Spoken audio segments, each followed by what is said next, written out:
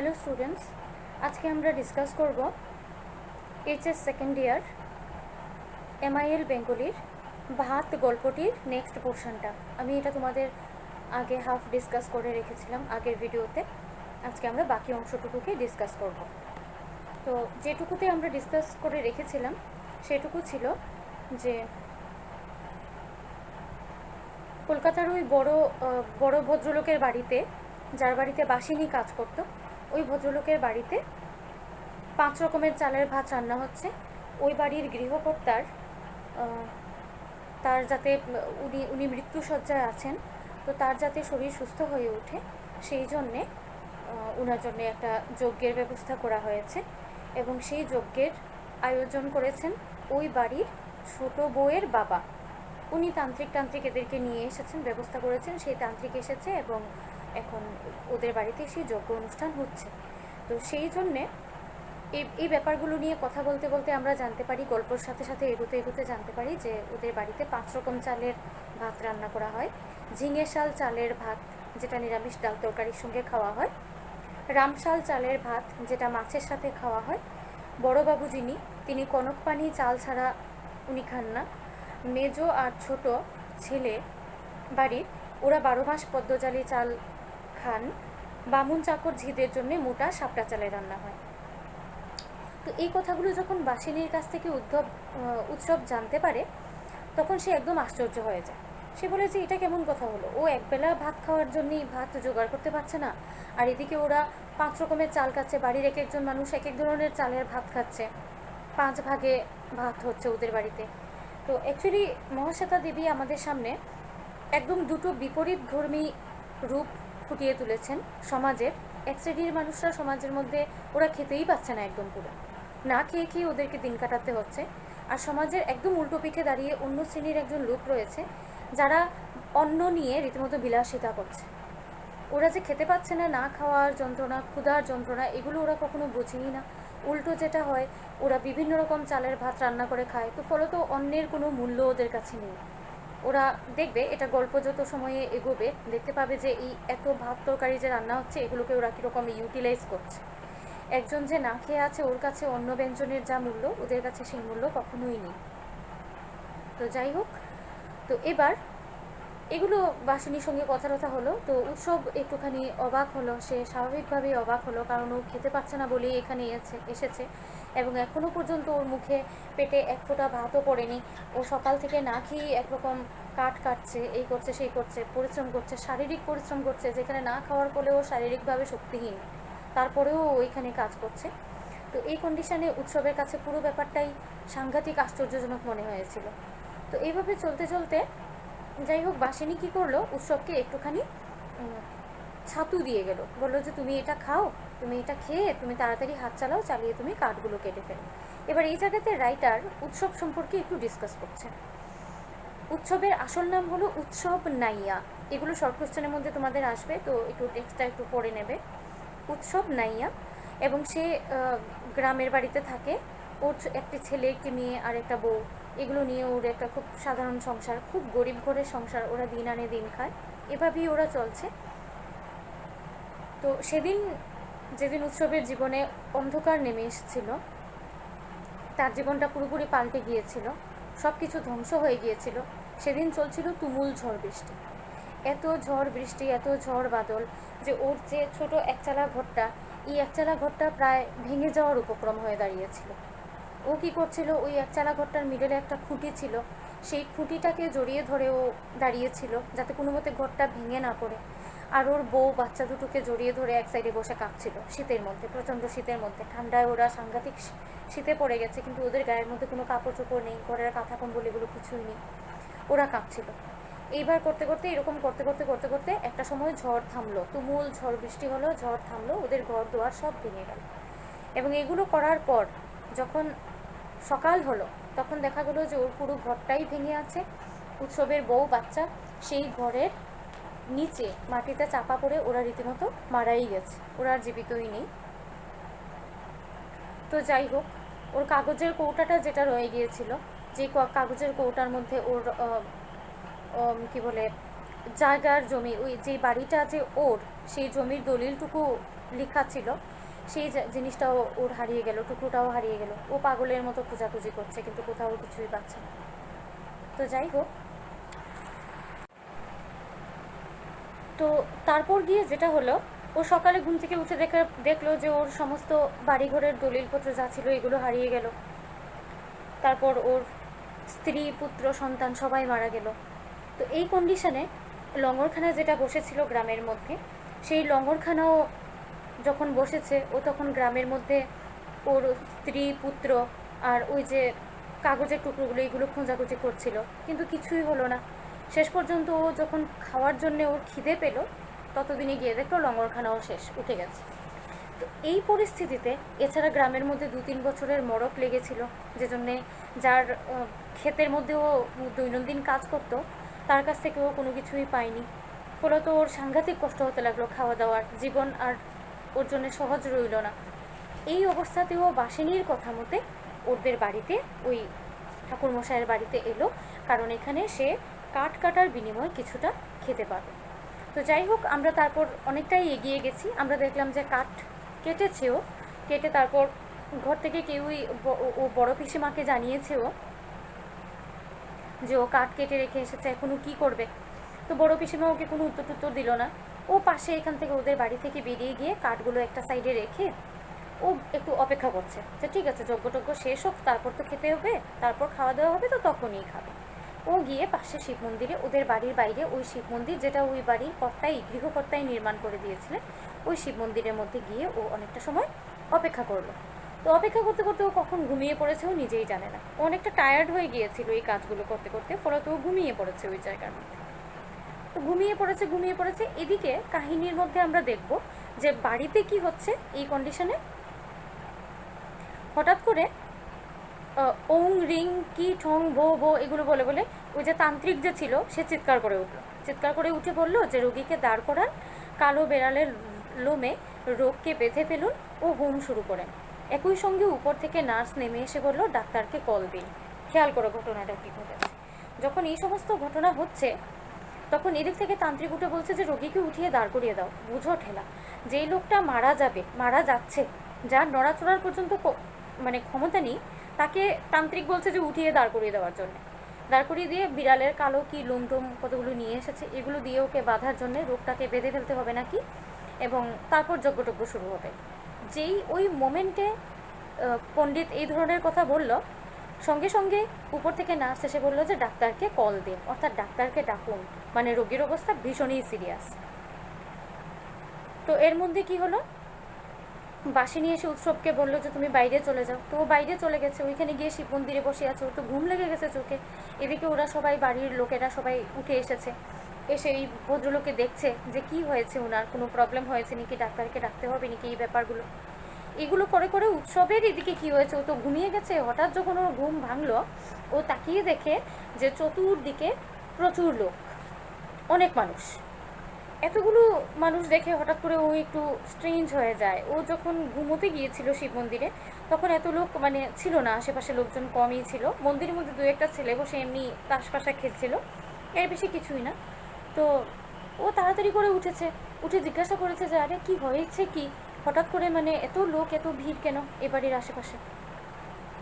কেউ তার কথার কোনো উত্তরই দেয় না। উৎসব বাড়িতে ঢুকে, কিন্তু ঢুকার পরে পরেই সে দেখে কি, ওই যে বড় পিসিমা যে রয়ে গেছেন বাড়ির, সেই বড় পিসিমা কান্নাকাটি করছে। ও কান্নাকাটি করছে, ও চিৎকার ফাৎকার করছে, এগুলো ব্যাপার হচ্ছে। সবাই মোটামুটি কান্নাকাটি করছে। তো ভীষণ কর্মব্যস্ততা বাড়ির মধ্যে, প্রত্যেকটা লোক ভীষণ বিজি, সবাই খুব ইয়ে করছে, আর কীর্তন জন্যে ব্যবস্থা নেওয়া হচ্ছে এরকম। উৎসব কিছুই বুঝতে পারছে না। অনেকক্ষণ পর উৎসব বুঝতে পারলো, সবার কথাবার্তা শোনার পর, সিচুয়েশান দেখার পর, যে আসলে এ বাড়ির যিনি গৃহকর্তা, অর্থাৎ 82 বছরের সেই বুড়ো ভদ্রলোক, উনি মারা গেছে। তো উনি যাতে মারা না যান, সেই জন্যই এই হোম যজ্ঞের ব্যবস্থা করা হয়েছিল, যার সঙ্গে কানেক্টেড ছিল উৎসবের ভাত খাওয়া। এখনই ভদ্রলোক মারা গেছে, তাহলে উৎসব কি খেতে পারবে? গল্পে দেখো কি হচ্ছে। যেই এই ম্যাটারগুলো শুরু হয়েছে, অনেক তোড়জোড় শুরু হয়ে গেছে, সবাই নানান ধরনের কাজে ব্যস্ত হয়ে গেল। মেয়েরা বসে কাঁদছে, হোমযজ্ঞ করেও বড় কর্তার প্রাণটা রইল না, এগুলো বসে ওরা কান্নাকিটি করছে। এগুলো করে টোরে শেষ পর্যন্ত বাড়ির মধ্যে একটা হইচই শুরু হয়ে গেছে। এটা যে মানে খুব যে কোনো দুঃখের ব্যাপার, একটা লোক মারা গেছে এরকম যেন কোনো ব্যাপারই না, সবাই ভীষণ ব্যস্ত হয়ে গেছে পুরো ব্যাপারটা নিয়ে। এবার এই ব্যাপারগুলোর মধ্য দিয়ে উৎসবের কী হবে? ওরা তো ওদের বাড়ির মধ্যে ওরা ব্যস্ত হয়ে গেছে, কিন্তু উৎসবের কী হবে? উৎসবের তো ও তো ভাত খেতে এসেছে এখানে, কে মরছে কে বাঁচছে এগুলোর সঙ্গে তো ওর কোনো কানেকশান নেই। ফলত ও পুরো কনফিউজড হয়ে বসে থাকে এইসব, এই বিরাট মানে ম্যাটারের মিডলে ও কী করবে কি না। হঠাৎ করে এরকম করতে করতে শেষ পর্যন্ত কে একজন যেন সাইডে থেকে বলে, বড় পিসিমা বলেন, বাসিনী সর্বস্ব রান্না পথে ঢেলে দিয়ে আয়, ঘোর দৌড় মুক্ত করো সবাই, বৌরা যাও, দাঁড়িয়ে রইলে কেন। বড় পিসিমা ইনস্ট্রাকশনটা দিল, মানে বড় পিসিমা কী বললেন, যা কিছু রান্না হয়েছে সব কিছু রাস্তাতে ফেলে দিয়ে আসো, অর্থাৎ রাস্তাতে ফেলে দাও গিয়ে, কারণ এগুলো এখন অশৌচ পড়ে গেছে। একজন লোক মারা গেছেন, তার উদ্দেশ্যে রান্না করা হয়েছিল, এখন তিনি নেই, ফলত এই রান্নাগুলো খাওয়া যাবে না, এখন অশৌচ লেগে গেছে, ঘর দৌড় সব পরিষ্কার করতে হবে, এই রান্নাগুলো কে খাবে, ফলত এই রান্নাগুলোকে কী করতে হবে, সব ফেলে দিতে হবে। তুমি চিন্তা করো অবস্থা, এত এত রান্না, এত এত কিছু, সব যারা সারা দিন ধরে পরিশ্রম করে বানিয়েছে ফেলে দেওয়া হবে। আমি একটু আগেই বলছিলাম, যাদের কাছে প্রচুর থাকে ওদের কাছে সেই সমস্ত জিনিসের কোনো মূল্যই থাকে না, ওদের কাছে এত অন্ন যে অন্ন ওদের কাছে মূল্যহীন হয়ে গেছে। ওরা কি করলো, এগুলো ফেলে দেওয়ার জন্য ওরা প্রস্তুত হলো। আর এদিকে যার কাছে এগুলো নেই, যাকে এই একটুখানি জিনিসের জন্য যুদ্ধ করতে হচ্ছে, এক জায়গা থেকে আরেক জায়গায় না খেয়ে খিদে পেটে আসতে হচ্ছে, তার কাছে এটার মূল্য কী, কে মরেছে কে বেঁচেছে সে এটা খেয়াল করবে নাকি? তখন মোটেই খেয়াল করবে না।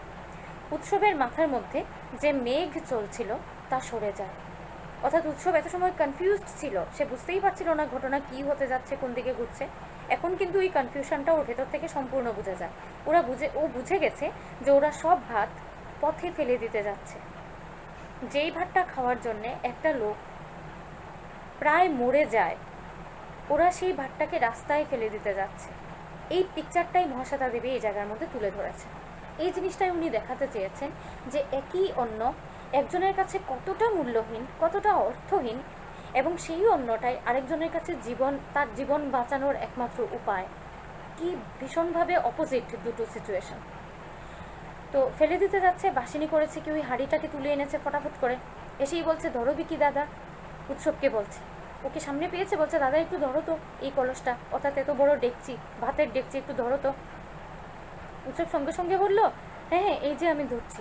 উৎসবের মাথার বুদ্ধি এখন স্থির, ও এখন বুঝে গেছে মরেছে ওদের বাড়ির লোক মরেছে, ওর কি, ওর তো কিছু না, ও অনেকদিন থেকে না খেয়ে বসে আছে, ওই ভাত নষ্ট করবে না, ওইটা ক্লিয়ার হয়ে গেছে। ও কি করেছে, বলছে আমাকে দে ভারীটা, মোটা চালের বড় ডেকচে নিয়ে এসে বলে দূরে ফেলে দিয়ে আসি, হ্যাঁ এরকম বাসিনীকে সে বলল। বাসিনী বলছে হ্যাঁ হ্যাঁ একদম দূরে দেবে, নাহলে পুকুরে টুকুরে ছিটাবে, এগুলো কাকে টাকে ধরবে, তো তুমি কিন্তু একদম দূরে বলে ফেলে দিয়ে আসবে।